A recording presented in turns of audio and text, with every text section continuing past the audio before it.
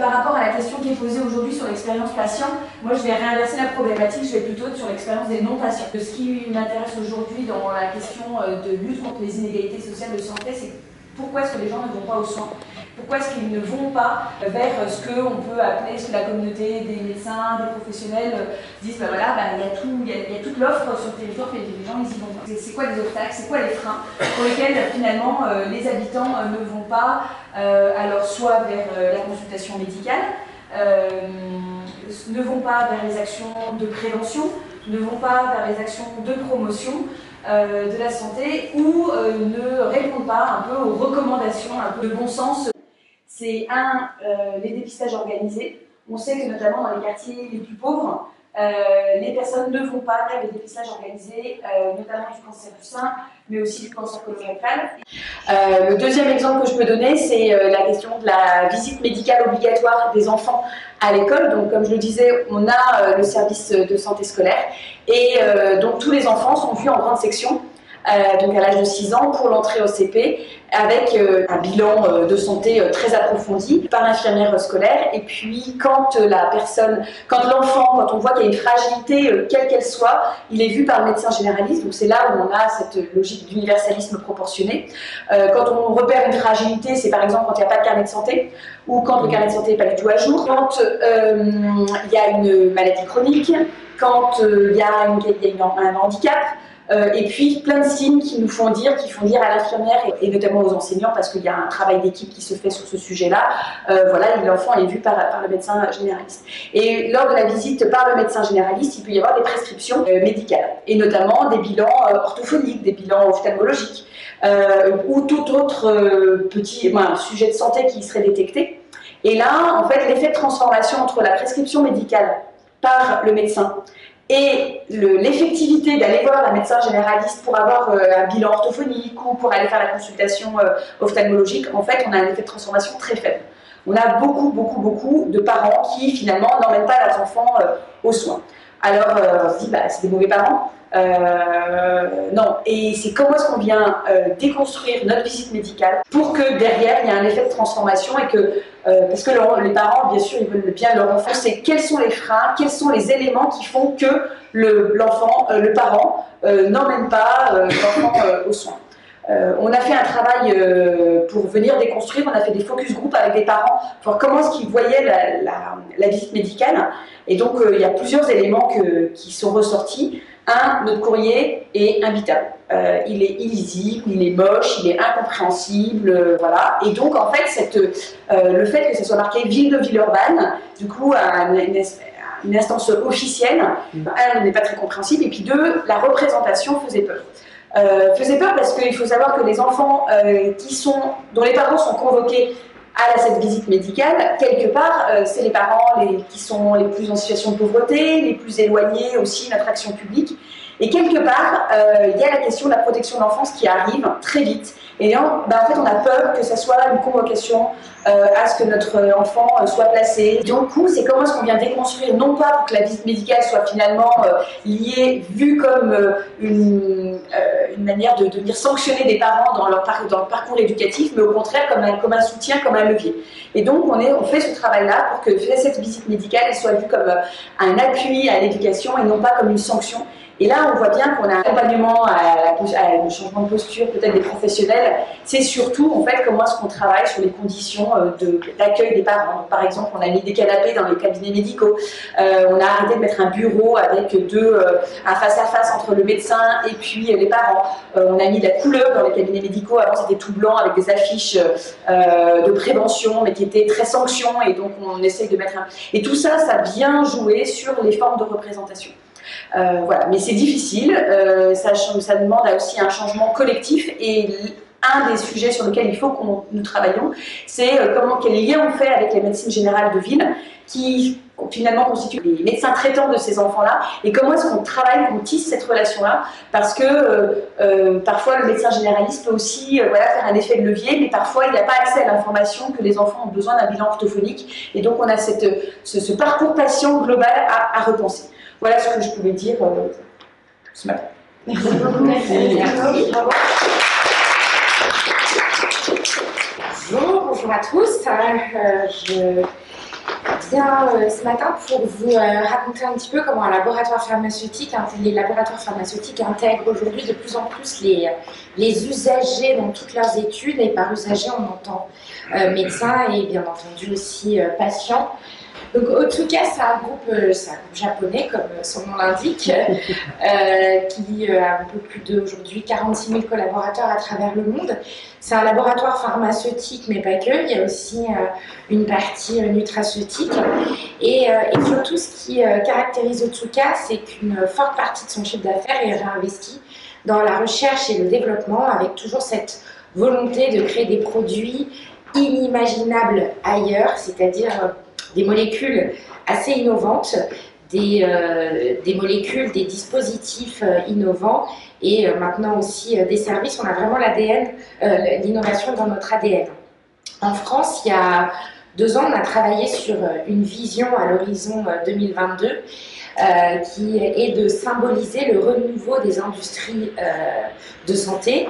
Et cette vision était accompagnée de valeurs, et notamment l'intrapreneuriat, l'authenticité, la cohésion et la conscience sociétale. Et donc pour illustrer toutes ces valeurs au quotidien, on a lancé à l'automne 2017 notre transformation digitale. Donc, transformation digitale, ça ne veut pas dire qu'on devient tous des geeks et qu'on va tous développer demain des applications. C'est plutôt un changement de culture, d'état d'esprit qu'on essaye d'insuffler à l'ensemble des collaborateurs. C'est travailler justement avec des méthodes agiles, celles qu'utilisent les startups aujourd'hui, pour favoriser l'innovation au sein du laboratoire. Et au-delà du produit, proposer des services, un accompagnement en fait très orienté justement client, donc médecin et patient, et donc cette fameuse expérience usagée. Et un exemple assez concret, c'est avec Osiris, il y a 1 an et demi, on a décidé de lancer une étude qui utilise les méthodes du design thinking. En juillet 2016, on a lancé le premier médicament dans la polykystose rénale autosomique dominante. C'est une maladie chronique, génétique. Il n'y avait pas de médicaments auparavant, pas de traitement en fait. Et ce qui est très vite ressorti de la part aussi bien des médecins que des patients sur le terrain, c'est qu'ils avaient besoin de structurer le parcours de soins. Non pas que les patients n'étaient pas pris en charge auparavant, mais pas forcément de manière cohérente et fluide. Et donc quand on a lancé le médicament, finalement, on s'est aperçu qu'il y avait presque autant de parcours patients qu'il y avait d'établissements. Donc vraiment besoin d'accompagnement, d'aide. Et donc là, on a décidé de développer, de travailler sur ce parcours de soins. Et on s'est dit, mais finalement, ça va être un parcours de soins pour accompagner les médecins et donc les patients. Donc autant les inclure dès le départ, d'où le design thinking qui repose sur l'observation, l'empathie et qui permet de co-construire, de co-créer des solutions innovantes qui vont permettre d'améliorer ce parcours de soins. Et donc, ça a été un long travail, 8 mois quasiment d'observation, d'analyse, d'échanges, d'ateliers pluridisciplinaires dans lesquels ont été impliqués des néphrologues, des infirmières et donc des patients, des proches. Ensuite, il y a des solutions qui ont été proposées et pour être tout à fait honnête, je pense que celle qui a été retenue, que nous avons gardée parce que bien plébiscitée par l'ensemble des patients, c'est pas forcément celle que nous, au sein du laboratoire, on aurait imaginé dès le départ. Voilà, ça permet une remise en question et on se dit qu'effectivement, c'est pas plus mal d'intégrer l'usager dès le départ, au final, ça peut être assez utile. Donc on a choisi de développer cette solution, alors toujours en collaboration avec les futurs usagers, et donc là, il est en phase de finalisation, on devrait avoir ce carnet, parce que c'est un carnet de suivi, cet été en fait, pour pouvoir le proposer dès septembre à l'ensemble des usagers.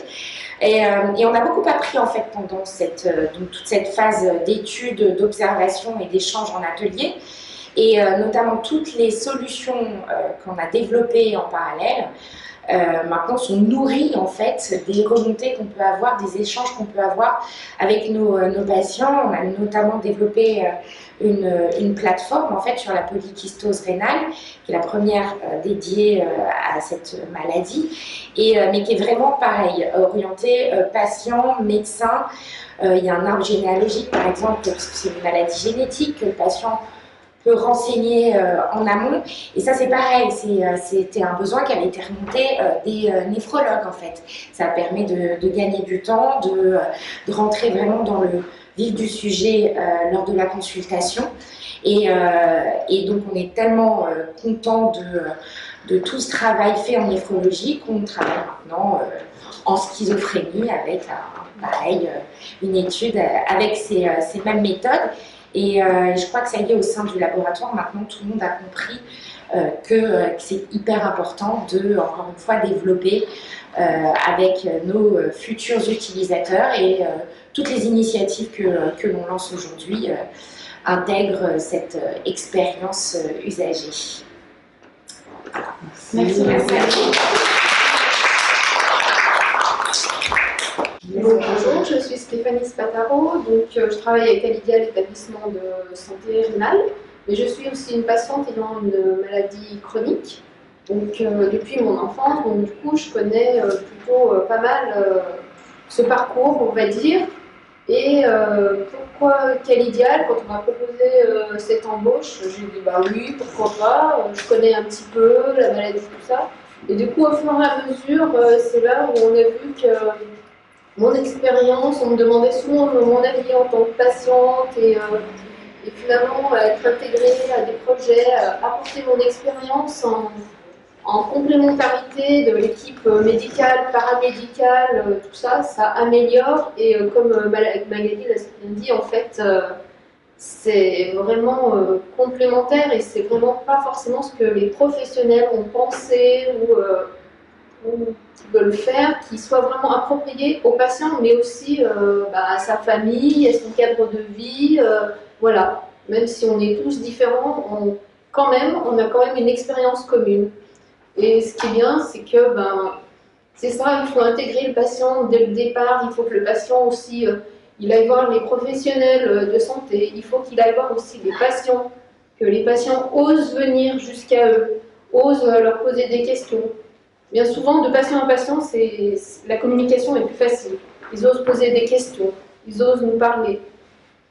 Nous, on arrive à remonter certaines choses, mais on est là aussi pour déclencher chez eux une envie de s'intégrer dans leur parcours, et d'être là pour aider aussi les autres, et pour aider des projets je veux dire, pas qu'un projet local, mais aussi un projet, pourquoi pas, régional, national.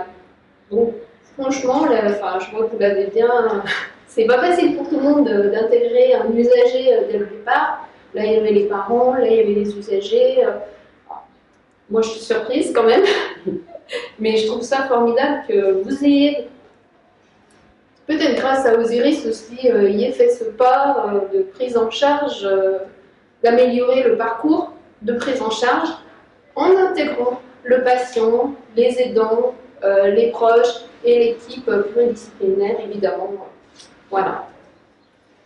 Donc je vais laisser la parole à ma collègue qui va vous expliquer notre projet. Avec compléter ce que tu viens de dire. C'est vrai que quand on nous a proposé la candidature de Stéphanie pour intégrer notre équipe, au départ, on s'est dit, bon, on sait que c'est intéressant de travailler avec les patients. Nous, ça fait longtemps à Calidial qu'on intègre les patients dans la co-construction de plein de projets, notamment, par exemple, notre commission des usagers, elle a toujours été ouverte à l'ensemble des patients, pas simplement des représentants des usagers. Mais du coup, là, c'était un peu différent, parce que c'était une patiente qui devenait salariée. Donc, on ne savait pas trop un peu comment les gens allaient réagir. Et finalement, en fait, comme l'a dit Magali, Stéphanie nous a éclairé des fois sur des sujets où on pensait en fait aller dans la bonne direction. Et au final, en fait, son regard de patiente nous a complètement en fait remis en cause notre façon de penser. Et du coup, c'est vrai que ça a été, et c'est encore d'un grand appui, puisque en fait au départ, Stéphanie travaillait donc au service qualité, donc essentiellement dans la gestion électronique des documents. C'est super passionnant. Bon, voilà. Et en fait, son regard aussi sur nos documents internes, vraiment, nous, on a changé plein de choses grâce à elle. Et après, bon, elle a intégré l'équipe d'éducation thérapeutique aussi, donc là, ça a été, voilà, ça a été ce qu'il fallait faire. Et après, bon, sur notre projet, en fait, cette notion d'expérience patient, on a commencé à en entendre parler en janvier 2017. Donc, on savait ce que c'était l'expérience, on savait ce que c'était les patients, mais l'expérience patient, bah, c'était une toute nouvelle notion. Donc voilà, comme je disais, ça fait longtemps qu'on travaille en collaboration avec les patients, mais en fait, on ne savait pas vraiment comment formaliser tout ça. Donc, on a invité une personne de l'Institut français de l'expérience patient, donc à Marqueville, qui est venue un peu nous expliquer ce concept, parce qu'on avait entendu parler, mais on ne savait pas trop quoi faire. Donc il nous a expliqué. Après, on a eu un gros travail en interne, on a fait beaucoup de biblios, on a regardé ce qui se faisait au Québec, on a regardé ce qui se faisait en Grande-Bretagne. Et puis, on était encore un peu perdus, on se disait, mais où est-ce qu'on peut aller, qu'est-ce qu'on peut faire? Et du coup, on a réuni un gros focus de nos patients. On s'est dit, bon là on tient quelque chose, c'est intéressant, mais on était encore un peu dans le vague, on ne savait pas trop comment formaliser tout ça. Et puis donc notre médecin directeur a rencontré donc, Iris et son équipe lors d'un congrès, et elle nous a dit, ah, c'est intéressant ce qu'ils font, ça serait intéressant de les rencontrer. Et du coup, on a rencontré Osiris, donc avec Agnès Kelly-Baudouin, avec Teresa Valderas, donc, qui est notre responsable. Et ils nous ont aussi un peu chamboulé dans nos pensées. Voilà. Et du coup, ben, voilà, on a engagé un partenariat, c'est très récent, puisque je crois que ça date de la semaine dernière. C'est très récent, et voilà, on espère, voilà, en fait, nous, en fait, voilà, on a regardé ce qui se passait au Québec, en Grande-Bretagne, et on voulait s'inspirer. Et en fait, ben, Iris et ses équipes nous ont dit, ben, en fait, vous ne pouvez pas vous inspirer de ce qui est fait à l'extérieur. Il faut que vous construisiez votre propre modèle. Parce que vous avez une population particulière, vous avez un territoire particulier, vous avez une pathologie particulière. Donc voilà, on est en train de construire tout ça, c'est tout neuf, c'est tout récent, mais on est certaine que ça va bien se passer.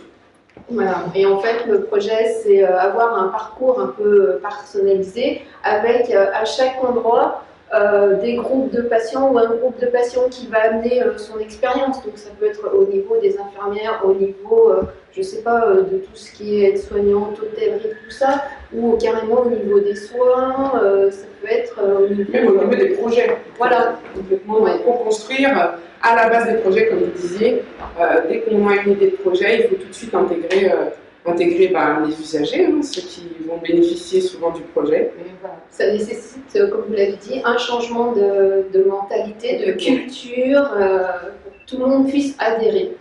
Mais on y croit. On va y arriver. C'est arrivé, et pas mal. Voilà. Merci. Je travaille aux Hospices de Lyon. J'ai commencé du début, et comme ça c'est beaucoup, ça a beaucoup changé après. On va commencer du début. Donc, j'avais 9 ans quand j'ai perdu mon père d'une maladie chronique. Et en fait, pour ainsi dire, depuis ma naissance, j'ai connu mon père tout le temps. Alors, à l'époque, on ne m'avait jamais expliqué de quoi souffrait mon père. On ne m'avait jamais expliqué ce que c'était la mort. Et puis finalement, on ne me l'a jamais dit qu'il est mort, puisque j'ai vu que les adultes pleuraient, et puis j'ai intégré qu'il était mort. Et puis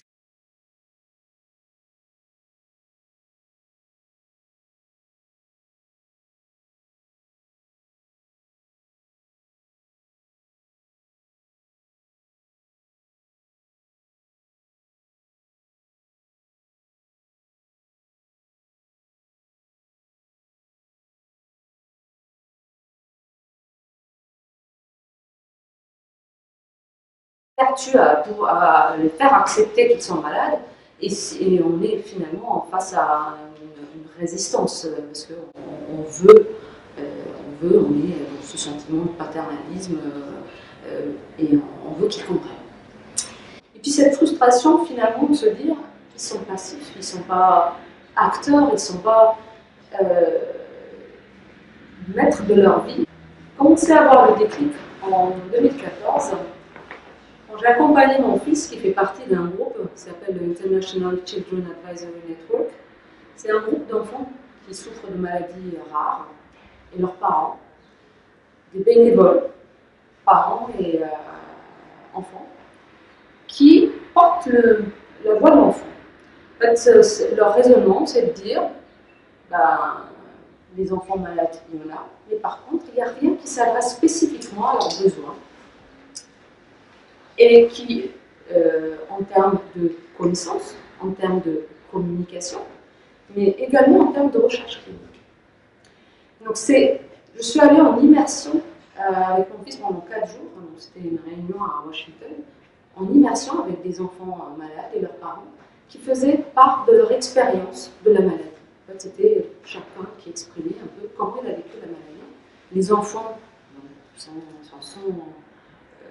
n'ont pas de filtre, donc ce qui fait que tout sortait. Ça me permettait de me rendre compte que même des enfants arrivent à exprimer ce dont ils ont besoin. On devrait être capable, chez les adultes, quand même d'avoir un retour de ce qu'ils peuvent exprimer. Ça m'a permis de comprendre 3 choses essentielles, qui me paraissaient essentielles. C'est, premièrement, de comprendre que la première visite, en tout cas la première impression qu'on a, si elle est négative, c'est ce qu'on retient le plus. Donc d'où l'importance de ce qu'on appelle l'annonce. En fait, ça m'a permis de faire le lien aussi à l'annonce que moi j'ai eue de mon expérience, mais ça s'adresse aussi à l'annonce de ce que c'est que la maladie et des conditions dans lesquelles on annonce la maladie. Et les conditions dans lesquelles on permet à l'autre de s'exprimer. Souvent, on a tendance à donner beaucoup d'informations, des fois pas très utiles, en tout cas des fois anxiogènes, et qui ne permettent pas aux patients de s'approprier en tout cas les nouvelles ou les informations. La deuxième chose, c'est de comprendre effectivement qu'on ne parle pas, on parle la même langue, mais on ne parle pas le même langage. C'est que nous médecins, on a des connaissances. Ce que je pensais être de l'incompréhension du patient, finalement, c'est peut-être me dire, c'est moi qui n'ai pas bien compris leurs besoins, parce que le langage qui est utilisé, des fois, n'est pas adapté. Les enfants arrivent à bien l'exprimer, ils disent c'est trop long, je ne peux pas lire. Trop compliqué, ça apporte plus d'angoisse que d'information. Et puis la troisième chose, c'est l'importance de l'expérience patient. Donc j'ai fait exprès de mettre ces chaussures vertes. En fait, je ne sais pas si on est vraiment inconfortable ou pas. Et je pense qu'on aurait différents avis. Puis finalement, la personne qui pourra me dire exactement ce qu'elle ressent, c'est la personne qui la porte. Donc pour nous, c'est le patient. Donc j'ai symbolisé un peu parce que les anglo-saxons parlent de being on someone's shoes. C'est pour comprendre comment on peut ressentir et réagir face à des situations, une situation, et de se mettre, nous on parle de se mettre à la place, mais c'est plus fort que ça. Et donc c'est se centrer sur l'expérience patient, où on a devant nous des patients, et on pourrait s'inspirer de leur expérience et de leur retour pour proposer des choses. Intuitivement, nous soignants, on est dans l'empathie, donc forcément on pense toujours faire du bien, et donc jusqu'à présent on a construit nos parcours, souvent, à partir de nos propres expériences probablement, nos propres ressentis, et puis en se mettant à la place des patients en disant si j'étais malade, je ferais ça.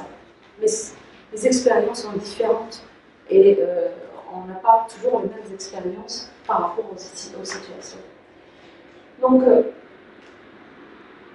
quand en 2015, j'étais en train de rédiger une expérimentation de parcours patient en maladie rénale chronique, une fois que j'ai fini de rédiger, je me disais, en fait, j'ai créé ça parce que c'était il fallait faire très vite.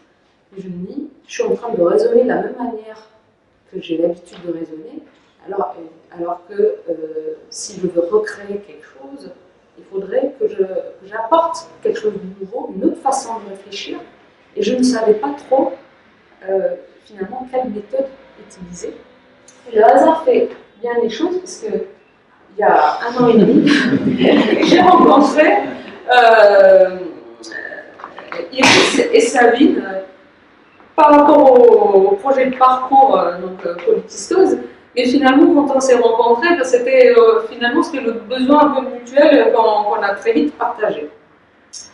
Alors, initialement, ça me questionnait comment ça se fait qu'un ingénieur, mettre l'ingénieur en parcours de soins, et puis la notion de design. Puis finalement, quand on comprend un peu le mode de raisonnement, parce que finalement, le designer, l'idée c'est d'améliorer les conditions d'usage par rapport à tout ce qui se crée. Bien sûr, il y a l'idée de vendre quelque chose. Nous, on n'est pas dans la vente de quelque chose, mais c'est de le rendre disponible, en tout cas, que ce qui est proposé soit utile. Et c'est cette approche, le fait d'utiliser notre intelligence collective avec les patients et de façon empathique et de co-construire finalement et puis sur des idéations de plusieurs personnes à la fois, qui est vraiment dans l'idée de la créativité et également de faire un retour et d'avoir une expérience patient et de tester qui m'a le plus attiré. Alors comment peut-on le voir par rapport à notre parcours et quel intérêt on pourrait avoir dans le parcours de soins comme on le conçoit. Donc, améliorer les conditions d'usage, souvent ça fait un peu mais pour nous, c'est déjà un premier temps, c'est rendre le parcours de soins le plus lisible, le plus visible pour les patients. On parle de parcours, en fait, il y a autant de parcours d'établissements pour un même parcours d'une même maladie. Et on n'est pas tous d'accord déjà. Donc quand on dit parcours à un patient, c'est un mot qui est très vague, et puis nous on le verbalise avec que des mots, et visuellement il n'y voit pas, puisque c'est quelque chose qui est sur du très long terme, pour un certain parcours, parce qu'on est dans une maladie chronique.